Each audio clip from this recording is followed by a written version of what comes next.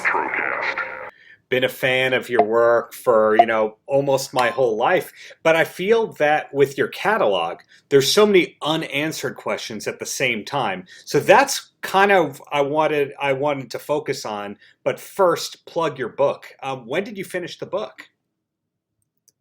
Finished the book about 9 months ago. My life in Headtown. And plug. Right here it is. Right there. John Foster wrote it, and we spent about 3 months, talking back and forth. He made notes and so forth. But I want to really thank John Coster so much because he's really a great writer, and for sure a great writer yourself. And guys, I've just been so great to be able to meet so many fantastic, eloquent writers. I had no idea after all this many years that anybody would care. I think much interest or more now than there was when we were doing it in the day. Thanks to social media. Yeah. That's a really good point that, you write a song, you finish it, you don't think about it for a while, eventually hits TV, that person goes away, it comes back because the person comes back from, wherever they went. So the first song of yours that I really knew that a dude wrote this, and it wasn't just background music, was probably the Shawn Michaels theme. But what was the first cut that you had for WWF? Yeah, the first one was Superfly. That's me doing that with a drop sample on the keyboard. And, I think I'm the first person to ever do that. Not more than maybe 2 months after I did that theme, all of a sudden all the rap artists started doing the drop sample thing, with the voice way down low. And so I thought, I don't know, I might be the pioneer there. I'm sure there's other people that fiddled with it, but I think I was the first guy to really do it on a international scale. Right. That makes a lot of sense to me. But before all that success, the Gentrys, that's what I really, really want to learn about here. Because Sure. when we think of Jimmy Hart, we think of the Gentrys, but you were also part of the Gentrys. And as a big, big music fan that always read the liner notes, I know about Ardent Studios and Stax and all that. And I'm a huge fan of the band Big Star. And I was trying to figure out if the Gentrys were around Big Star or the Box Tops very much. Yes, they were before I joined. The first group of Gentrys actually did the Keep On Dancing theme with Larry Raspberry. Keep on dancing! Jimmy was doing the background part going, keep on dancing. But Jimmy was really far superior singer to Larry Raspberry, but Larry had that loud, hollering voice, so he did the lead on it. But I joined in the second batch of Gentrys. All those guys dropped off, and Larry wanted to do a solo career. And he wound up marrying Miss Tennessee, and they toured together a lot, and I ran into them on the road at different places. But so I came in on the second leg of Gentrys, and we did Cinnamon Girl. That was Neil Young had that on his album, but we did it as a single and had a top 40 hit. And Neil heard it and went, well, I'm going to put it out on a single. So he followed us up with it on a single. So there was two versions of that song out, at the same time, but they both were hits, But we had it out first on the 45. He just had it on the album. But thanks a lot, Neil. We appreciate that. We got a lot of mileage out of that. But that's where I came in. That was about 70, up in the latter part of the 1970s. Yeah. And funny enough, I played at a Toys for Tots in Louisville, Kentucky at Freedom Hall, the Coliseum there. And you had Paul Revere and the Raiders, Andy Kim, the Box Tops, who you're talking about there. Yeah. And I saw this group, after I was in a regional group that had a regional hit.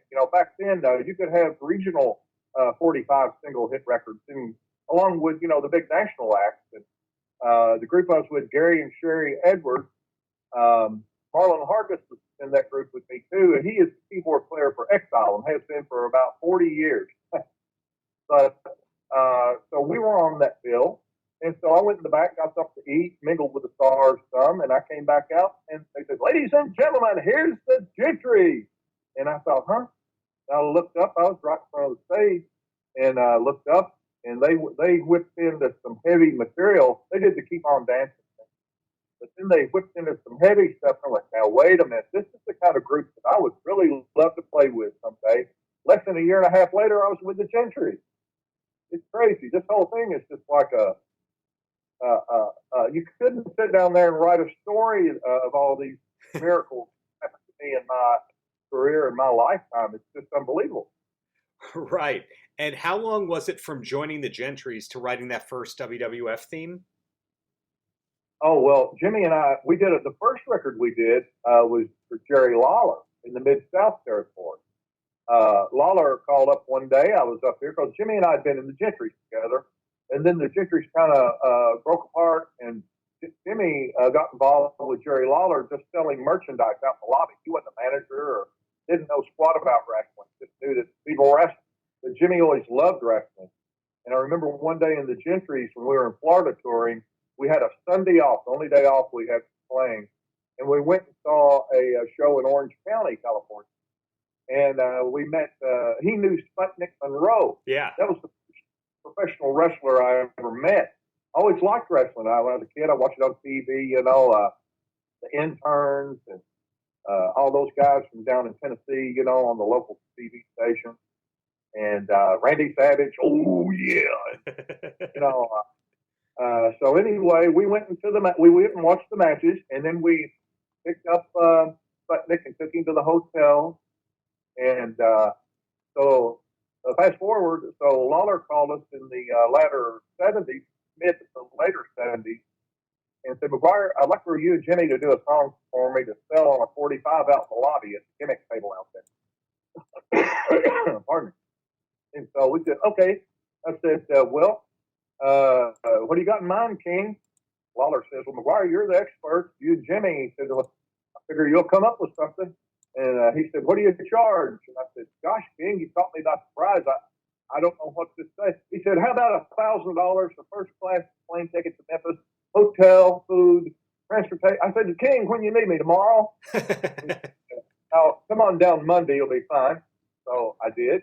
And so I took, Jimmy and I talked about it. And so I wound up Breaking Up Is Hard to Do by Neil Sedaka and making that into a disco version for Jerry to sing. Turned it into a disco cut. And Lawler did a good job on it. Jimmy sang the original vocal, and then he went back and matched it, and we took Jimmy's voice off. But Lawler did pretty good for a non-singer and everything, and that record sold like hotcakes. And that was the first real record I ever sold at wrestling matches before Vince was really riding high and so on and having records and so on. And so Lawler really, to give credit where credit's due and respect, Jerry Lawler is who brought Jimmy Hart and me into the wrestling industry. Sure did. Thank you, Jerry. Wow. Love you. And were you around Andy Kaufman? I'm trying to piece together the timeline of that. That would have been early 80s that happened with Lawler singing? Yes, yes, I was around that some, but they kept all that very kayfabe, quiet, tucked under. Nobody really knew what was going to happen except really Lawler and Jimmy and Andy. They didn't discuss anything with any third parties, even though I was real close by and whatever, but they orchestrated all that upon their own timing and whatever. And I was just baffled by the big slap on David Letterman as anybody else was watching that. And what heat was generated. And, WWF turned down. Andy went to WWF and right. came to them. That, as you probably know, this and WWF didn't want it. They thought it was too goofy, Why it was the biggest draw that Mid-South and Jerry Lawler and them ever had history. Right. I would guess that Bill Apter also knew everything based on introducing Kaufman and Lawler. So how long was it exactly from you do the Lawler theme to going to the WWF? It sounds like it's all over a 2 to 3 year period where you go from Gentry's guy who's got the local music thing happening to WWF guy. That's right. Basically, your time frame is correct. Next thing we knew, one day I was at Jimmy's and we were working on some music for ourselves. We had an independent project, he and I, called Hot Rocket. And Rick Dees was the number one DJ in Memphis at that time. And he interviewed us and broke the record. It was fixing to be a smash hit. I played all the instruments, and Jimmy sang the lead, and I sang harmony. And it's really a two-man gimmick, thing we did ourselves called Hot Rocket. And next thing I know, I'm over at that one. We're going to follow it up with something hopefully bigger that would really put it across the whole world. And phone rang, and we were in the kitchen, and Jimmy answered the phone. Hello. He didn't say anything, and he looked at me kind of weird. Didn't say anything. He listened. He said, "Yeah, boys, okay. I know a rib when I hear it." Goodbye. Hung up. Phone rings right immediately again. Still Billy Jim. Billy Jim says, "Jimmy." I said, well, in between there, I said, "Jimmy, who was calling?" He said, "Oh, it's the boys." One of the boys calling, trying to tell me they're Vince McMahon. It wasn't Vince. And so Hillbilly was sitting in the office with him. He said, "Jimmy, I'm up here in the office with Vince, and he wants to talk to you about coming up north. And this is real." He said, "It's not a gimmick. It isn't a rib. Here." He said, "Okay, Hillbilly." And so he talked to Vince, and Vince said he wanted him to come up. He saw his tape. Hillbilly had played the Channel 5 Memphis tape, Jimmy running around.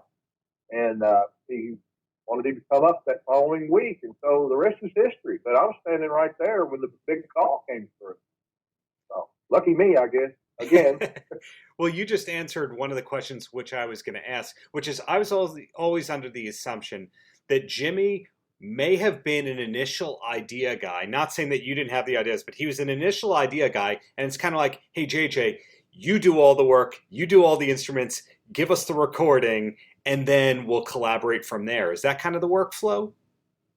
Well, yes and no. Basically, the way that we work together is Jimmy and say, Maguire, we got to come up with something so and so. Came in like Demolition, for example. So he said, "What do you got in mind?" And so I walk around. I go, that sounds good, Maguire. It sounds good. And so, but Jimmy's ear is tip top, and he can make suggestions. He made suggestions on the music that I came up with that were very imperative that made it happen. And even though Jimmy, he plays some harmonica and dabbles around a little bit on piano, but he doesn't really know music to say. But together, the way that we work like that is like magic. It's like ESP. And of course, Jimmy wrote all the classic words, all those songs that had words like "Sexy Boy" and whatever. But I came up with the Rockers theme. Mm-hmm. When I originally wrote that, I went bum bum bum bum bum bum bum bum bum bum bum bum bum bum bum. He goes, ho, Maguire, wait a minute. He said, "Have you ever seen how fast they run to the ring?" I said, "Oh yeah, I know they're 100 miles an hour." He said, "These be fast." Okay. Bum bum bum bum bum bum bum bum bum bum bum bum. But see, without that suggestion, it wouldn't have been as good of a theme. And so really, Jimmy and I, we wrote the stuff together kind of in that way, but he gave me the broader latitude to come up with the idiom, And then I constructed and played all the instruments, and he gave his 2 cents worth good and wrote those immortal words, Demolition and Sexy Boy and Joe theme, all that stuff. That's the mind of Jimmy Hart right there. But together, we really fashioned those themes, and that's kind of the way it worked. I was the mechanical guy, and he was the inspirational guy, and $1 million tip guy that really made suggestions that made that all come together. Now, I'm somebody who comes from a traditional music industry background, always been a wrestling fan, but as a music industry adjacent kind of person, I know that when you write a hit song for somebody, there's people who look at charts and people look at credits and go, if he did it once, he'd be perfect for this album or project. But wrestling is its own kind of world where you could be the head writer of wrestling and then TV writers look down on it or they don't really get it per se. Did the success that you and Jimmy had in writing songs that were aired weekly for 15 to 20 years, did that lead to writing for movies or commercials? Yes, it did. A lot of our music was, if you remember, they had a thing called the Slam of the Night. and they used our music behind every major product ever made: Coca-Cola, Hershey's chocolate, Skittles, the works. That was a really cool tie-in that they just, utilized our themes. The slam theme of the slam of the night is sexy boy, and then they would show Hershey's chocolate or major products like that. So that was kind of a different thing there. And so yes, it did. And then wrote some music for a couple of home movies, and it branched off. And then of course we wound up when we did Thunder in Paradise. I went down. Jimmy called me and said, Maguire, they need a end theme for the show. They've got a jabroni-ish type of opening theme. They're not real happy with it, but they've already spent the money to shoot the footage and everything, so they're going to go with that. But they need an end theme. And I said, well, Jimmy, I think it should be some kind of reggae. It's really close to beach and all that stuff. He said, well, come up with something quick. They need it fast. I went, okay, hung the phone down. Well, went in there and in about 15 minutes, came up with When the Sun Comes Up in Paradise. So wrote the theme. So I played over the music over the phone for Jimmy. He said, okay, get your butt down here. You need to leave tomorrow. We need to get it on in right now. They're on the schedule. Okay. So I jumped in my car and drove about 90 miles an hour down to Florida, and went in, set up all my portable gear. I had my keyboard, and I already had some of the basic tracks pre-recorded. And so Burt Bonin and Schwartz, who was producers also of Baywatch, which wound up for one of the highest episodes ever showed, rated. And the script was written from the theme that we wrote called Pelican Man. Jimmy wrote the lyrics, and I wrote the script. But back to what we were talking about. So I drove down there 100 miles an hour and got down there, set stuff up. And so Burt Bonin and Schwartz were sitting about 8 feet in front of us. If we would have spit, we would have hit them. Right. And so I said, well, let's hear it. Okay, here we go. And so jumped into it. I played keyboard part, sang harmony. Jimmy did the lead singing on it. They just went berserk. At the end of the song, they leapt out of the seat, hugged us, kissed us, and high-fived us. It was unbelievable. And so I said, I guess y'all like the theme. They said, oh, we love the theme. It's perfect. And then Greg Bonin says, tell the public, the PA, to fire that reggae bunch we've had out there. They're finished. We've got new music people now. And then Greg Bonin comes up to me and says, why the hell are you figuring being down here? I said, well, I brought 4 pairs of socks and 4 pairs of underwear and 2 pairs of pants. I figured I'd just do this. If y'all like it, thank you very much. And I was going to head over to Disney World or Universal, take a tour, and go home. Oh, no. He said, you better get out to Target and you better buy plenty of clothes because you are a character on the show. Huh? What? A character on the show? That's right. You're a character. What would you like for your character's name to be, JJ? I mean, I'm standing here going, this can't be real. And I said, well, how about tone deaf? Perfect. Fix the script for him. Tomorrow, revise. Tone deaf. It's him. I'm going, this real. This can't be real. I just brought a theme down here, and all of a sudden I'm a character on the show. So I wound up being a character on the show. Wound up doing feature montage music for it, all over the whole thing. And Hulk put me in a lot of the major scenes where he's talking to the people. I'm right in between them, or right beside them, behind them, there's a bell. And I mean, it's just like a darn dream come true. My life in Heaven Town, like my book says. It's a continual series of these kind of events. They're still happening. Yeah. I'm hearing a recurring theme in all this, that you're home or you're around, and then you get an urgent call out of nowhere from Jimmy that goes, you got to do this right now. And then you have a quick brainstorm and it happens. Now, of course, not everything in your career happened that way, but a lot of it seems like a mix of talent meeting opportunity. Correct. Yes, sir. That's right. As opposed to it's the right place, right time. Being first of all, I was classically trained, and my parents, my aunt, everybody spent the money for me to, take lessons, learn music proper, classical. And that really fixed me up because we had to do, as you know, every kind of genre of song, everything from a rap to rock, country to pop, I mean, everything. Right. And that classical background gave me that opportunity.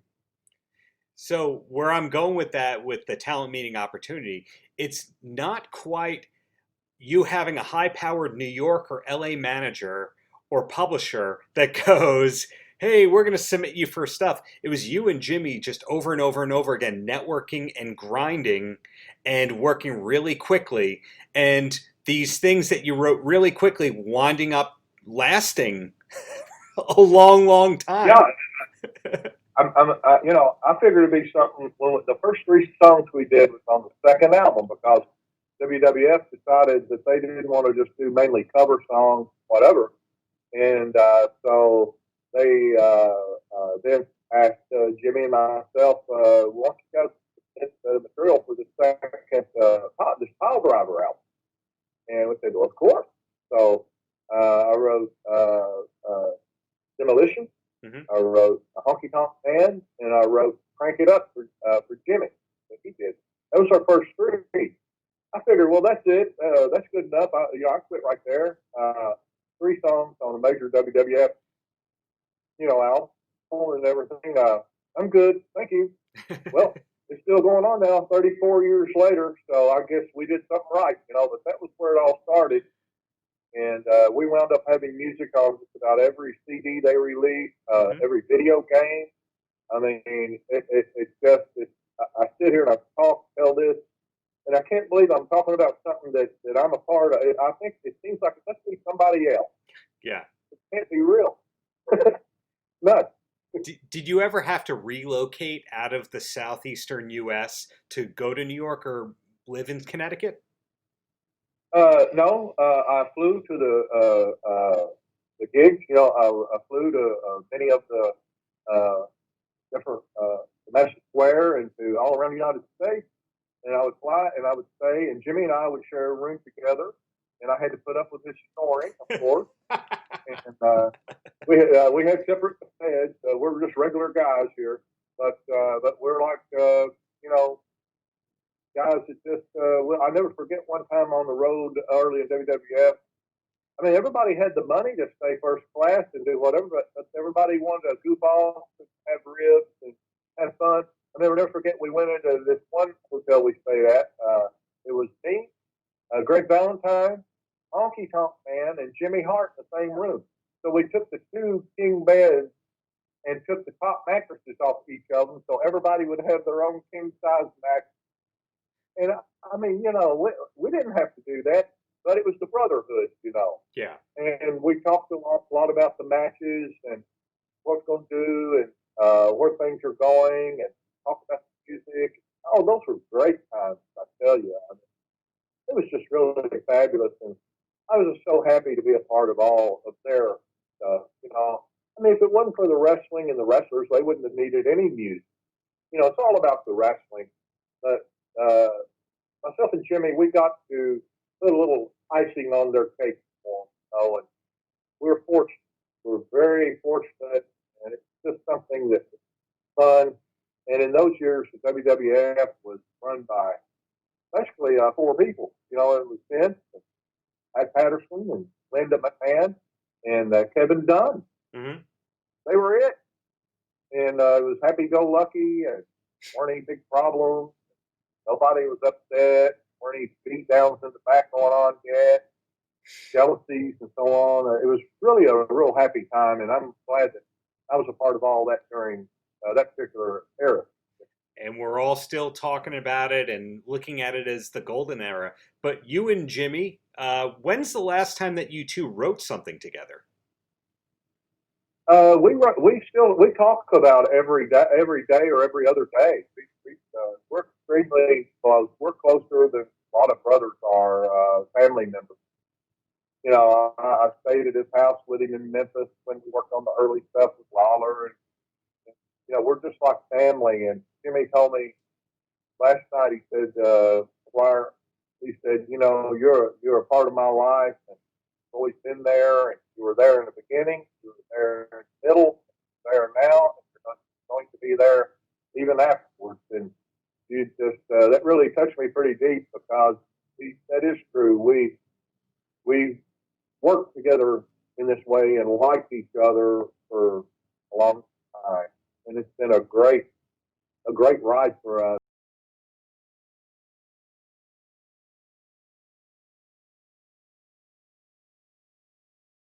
I think the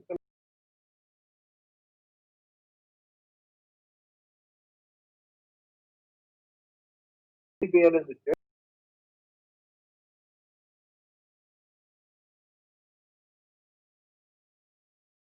looking at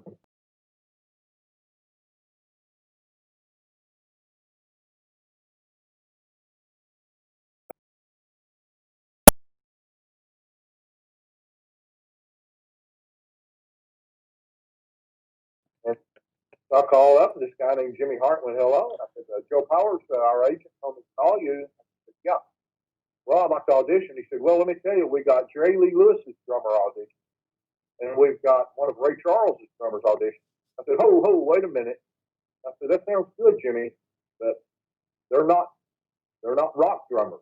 They're rhythm and blues and jazz. And, they're great drummers, but they're not rock drummers, hard rock drummers. I am. And I said, how about this? I'll pay you at my own expense to come to Memphis, audition. If you don't like me, no hard feelings. Thanks for the opportunity. And I'll talk to you at a later time. And that's just don't owe a dime. But if I come down there, if you take me over them, then you'll pay half my expenses, and then you'll give me at least a year's worth of work.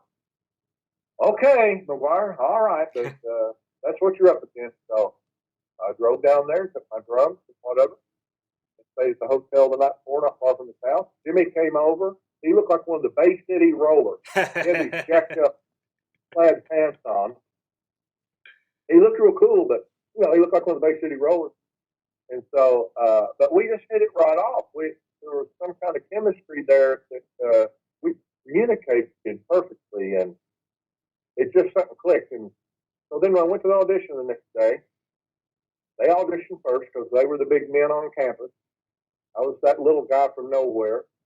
And so the two of them played through a couple songs, and they came out in the hall. We did this at American Studios with Elvis. Cut a lot of his. Oh, yeah. That's where the audition. And so those guys did their thing. They came out, and then I went in. And then so we did the demo song was a song called "Going Down," written by Don Nix. Jeff Beck did it. It's been covered hundreds of times by one makes art. Going down, down, down, Yeah. down, down. And so anyway, I had a double bass drum set, right? Okay, so I kicked that thing with double bass. Well, they were just astounded by that. And then we got the middle song, and they band leader of West Stafford on guitar said, "Stop." I thought, well, I scared them. This double bass thing, they've never heard that. They probably that's way out in the field. And so I figured, well, that's it. I ruined myself. So they whispered amongst each other. And then Jimmy went out in the hall and shut the door. And Wes walked up to me. I was taking my cymbals off the stands, getting ready to pack up. I figured, well, that's good for me. Jimmy came back in. They whispered.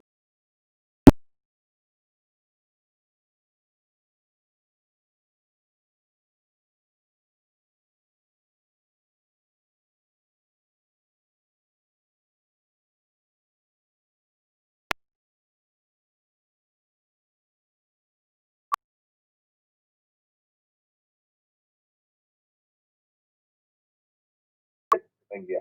Yeah.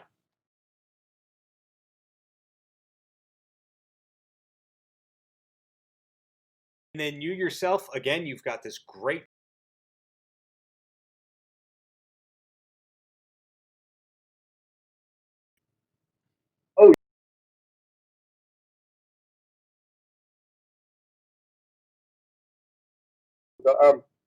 Oh, look.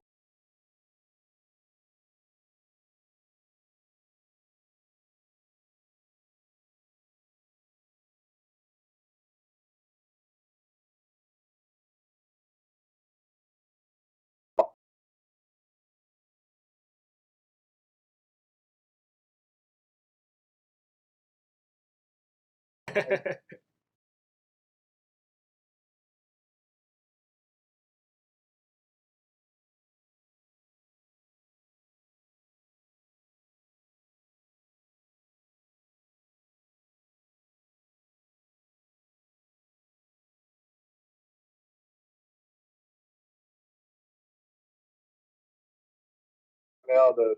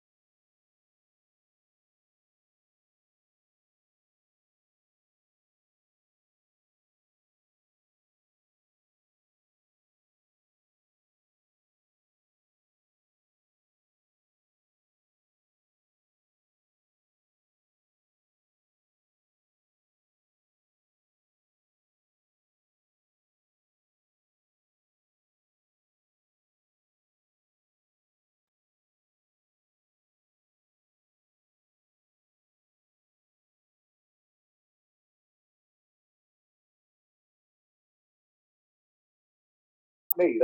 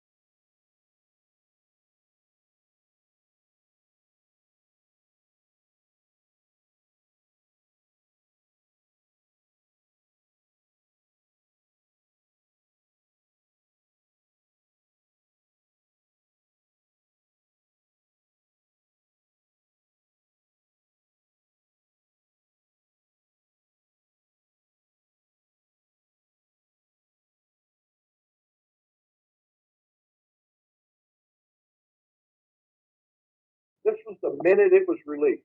I called everybody and told them, "This is it." I was right, and they were right.